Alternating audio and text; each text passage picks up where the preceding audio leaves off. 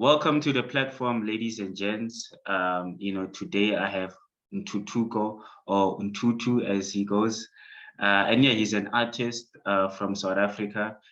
He just released a very spiritual single, and we'll be chatting to him about that and his music journey. But I'm not going to speak for him. Mthuthu, how are you, man? How are you doing? I'm very good, sir. Thank you very much for affording me the opportunity. I'm good. I'm very good. So yeah, man, tell us about yourself. I understand your your music journey goes as far as 2009. But I know you dropped some new music last year. Actually, your stage name is not Mthuthu, it's Mthuthu. Sorry about that. But yeah, tell us about yourself, man. Who's Mthuthu or Mthuthu, and what are you all about? Okay. Mthuthu, I'm from Ulundi, born and bred Ulundi. It's a very cultural, community.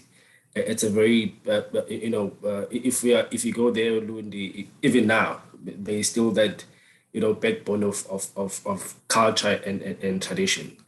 I think that alone, it also influenced me to be doing this kind of music, because if you listen to it, there's many elements of that go with traditions and culture of Black people. So yeah, I'm from Ulundi. Currently, I'm based in Durban. I started doing music a long time ago. I think my first professional recording, it was 2006, somewhere there. But I did not release anything because I was still starting up. So I was just testing waters just to see if it works or it doesn't work, or if I'm gifted or not. Yeah, but I'm a very spiritual person, and I'm a very, I would say reserved. I don't know. Maybe people have to judge that. I cannot say that myself, but yeah, I'm coming from humble beginnings. Yeah. So 2006, that's when you're testing the waters. And correct me if I'm wrong, you released some stuff in 2009 from there. And today, obviously we are here because of your single iBhayi, which came out. When did iBhayi come out? Last year, right? This year. Last year in December. It came out last year in December. Yeah. Yeah. So my question is, it seems to me like, you're really taking your time with the music thing. So, why is it taking you a while to kind of like, why did it take you from 2006 to 2009? Why did it take you a while to kind of like take that that leap to say, okay, I'm ready to release now? Why did it take a while? I think I was not very confident about my vocal abilities. I remember I was very good in writing. So I used to write music and all that type of stuff. I really wanted, to sing, but I was just not confident in terms of my vocal abilities. So when I started recording, it was with an aim of just trying to practice and get better into it before people can actually hear like an output. So and I was really taking my time, and also it was a factor of the resources, because my background, where I come from, Ulundi, back then there was no studio. So for one to record, you will have to travel to another city just to record a song.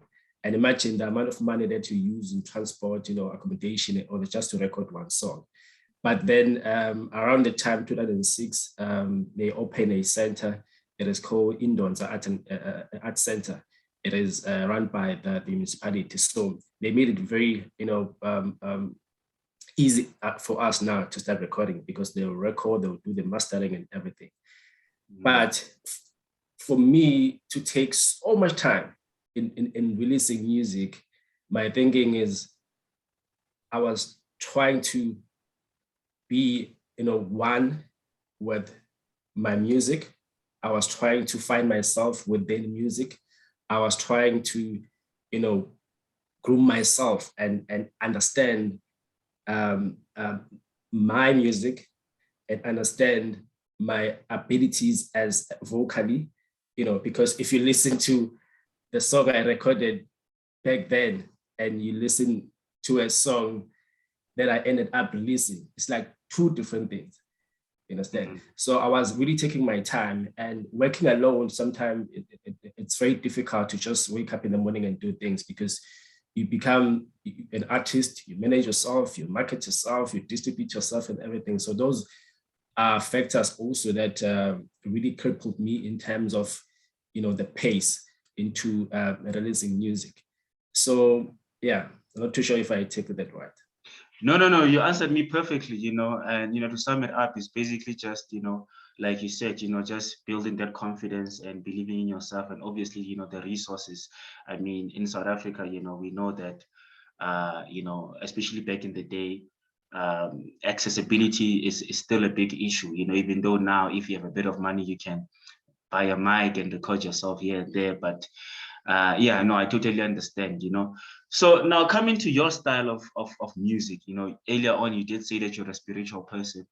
What influences your style, and how would you describe it to someone that hasn't heard Mthuthu's music?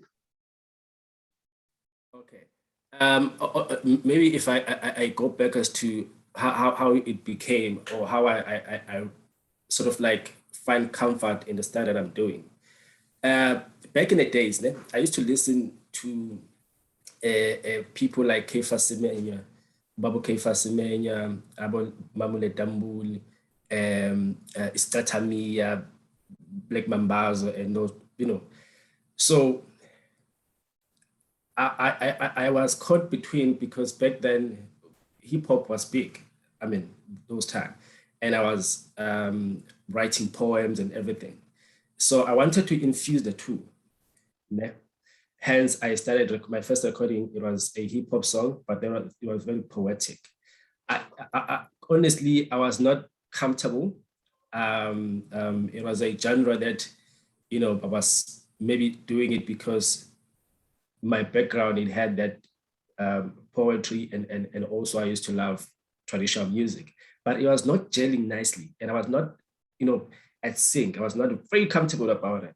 So I realized that, how do I get something that will be moving, that will go with, I was young, and I believe that for me to have an influence on people my age then, I had to come up with something that's going to resonate with them, something that is also going to be comfortable with them, but still bring those elements of poetry and traditional music. And I remember getting a beat from a friend of mine who DJ Sia. It was an Afro beat.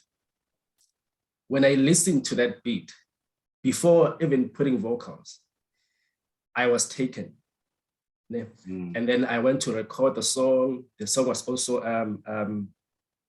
featured on Fresh and Euphonic. There was a compilation that they made. It was called the Club Culture, if I'm not mistaken. The song was called Mawela. And then I came to realize that now I was like finding my fit, and, very comfortable with the sound. It was moving. People were able to now relate to the context of the song, and also move to the beat at the same time. You understand? So that's how this Afro house came about. It was really a matter of really trying to find something that will gel in my spiritualism and my background in poetry, and also the love I have for traditional music. But again, try and pull, something that will work with that to reach the market easier. Okay, very interesting. So, obviously through, that song, I guess, now made you fall in love with house music and Afro house. That's a very interesting story. I mean, already, to be on a big platform like that. Must have been amazing for you. So now let's talk about iBhayi. You know, iBhayi, my knowledge of iBhayi is a place. So, so tell me, like, what's the song about and what inspired it? Okay, and only now I'm thinking when you say it, I'm like, iBhayi, you know.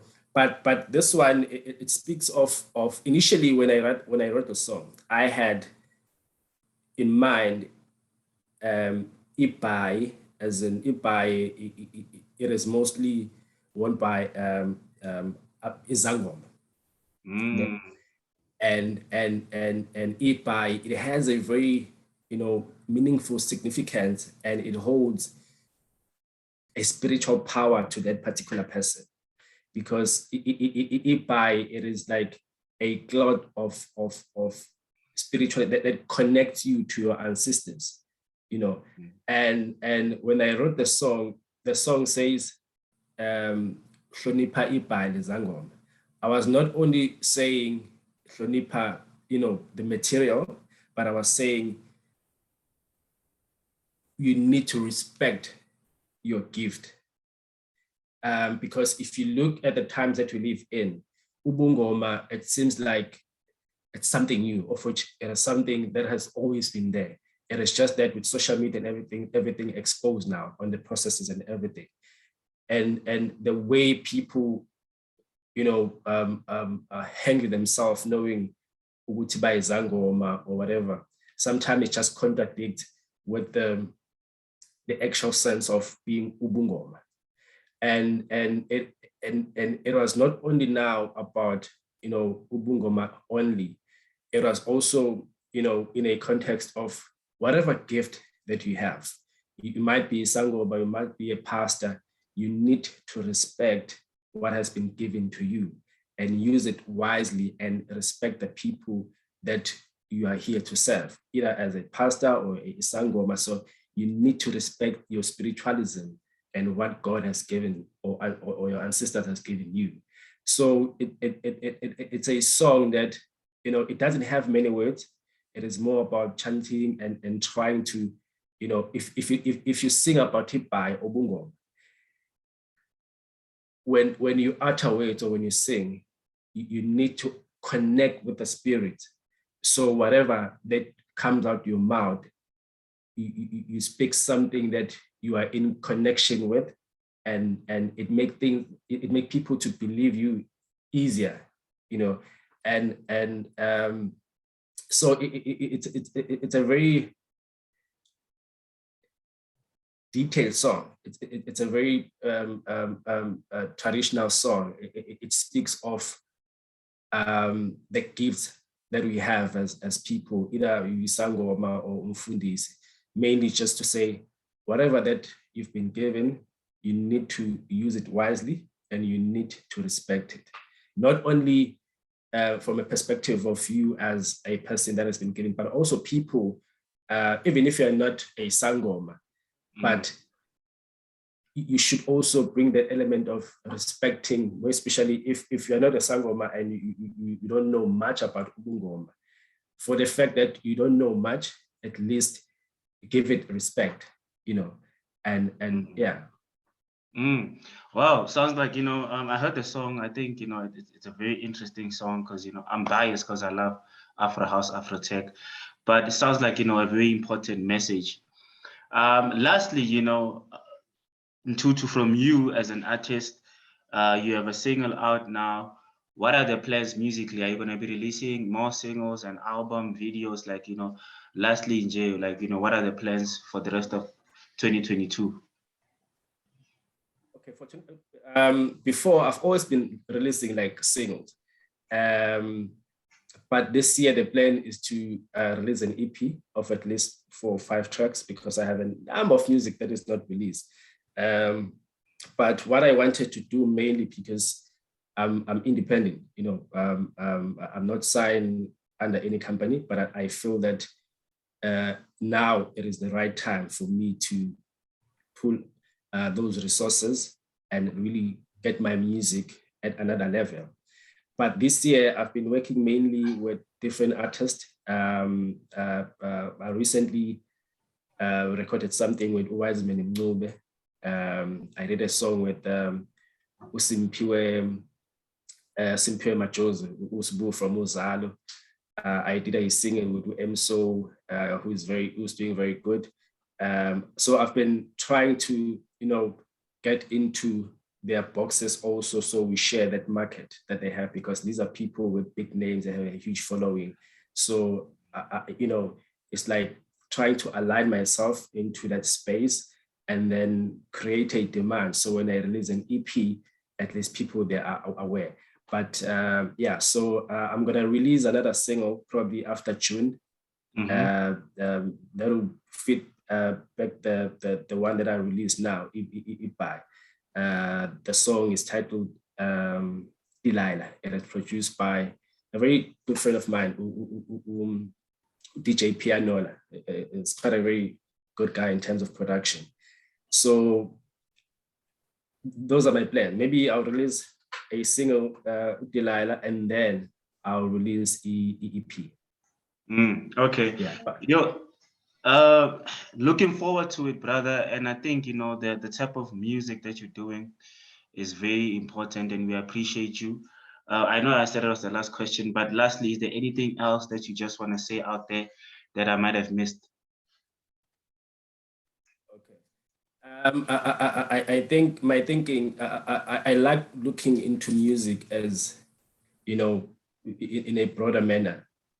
I think also as artists, we're going through different phases. I mean, there's a lot that we struggle with.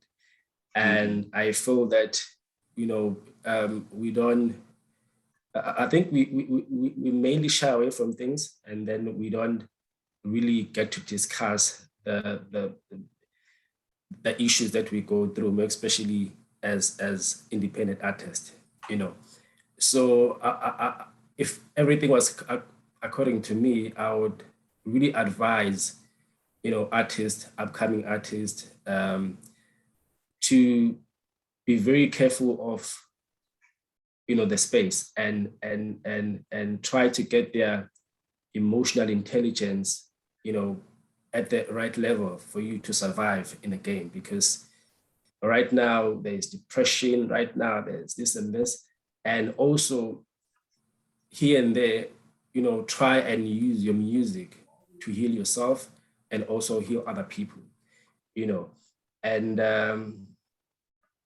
I think I've in my genre of music, I think I've built also, I'll say family, people who always been supporting me, from day one. They download my music, they come to the shows and everything, and I'm very grateful for that. I do appreciate the love that I'm getting, but now I'm thinking one needs to go to another level. Hence, I'm even now considering getting, a deal with maybe a record company or whoever that will come in with a certain value. So I'm able to say, 10 years ago, I was here, and now, one needs to really elevate. So, yeah. Wow. And, that's a very important message that you just said to artists now, people should take care of emotional intelligence, before getting into this game, because I think a lot of people, that's where they struggle, because, we could go on and on about this, but thank you for that, for sharing that profound message with us. Mthuthu, thank you so much. We appreciate you. And where can people follow you? Okay, on Facebook, I have a Facebook page. It is Mthuthu. That's MTHUTHU. On Instagram, Mthuthu Ndebele. On YouTube, Mthuthu Music. I think those three probably they are enough, because if you go on my Facebook page, all my contact details and emails, they are there. But just to follow me, you can just search on Facebook and Instagram. Okay, I know. Thank you, Ne. Have a good one, brother. Okay, thanks. Sharp.